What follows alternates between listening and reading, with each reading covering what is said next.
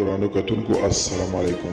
زه محمد سلمان همدرد د حق غږ پښتو چینل خبري لنډیز کې ستاسو کوربه اوس تاسو پام را اړوم د مهمو خبرونو لنډیز ته.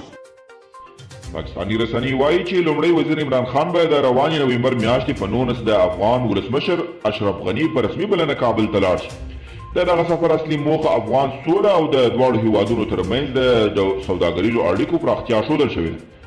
ایشیا ټایمز نشریه وایي داسې ښکاري چې د واشنګټن په منځګړیتوب د سولې پروسه په شدت سره د بهرنیو قدرتونو ترمنځ د نیابتي جګړې په ډګر بدله شوې.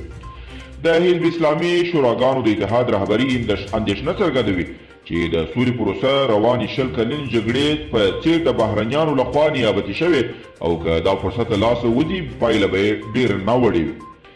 اروپایي اتحادیه وایي سعودي عربستان د تروریزم سره د مبارزې لپاره ډېرې هڅې کوي. څېړونکي وایي د پاکستان سره د جو بایډن چلن به د افغان سولې خبرو د برخلیک او نتیجې پر اساس وي.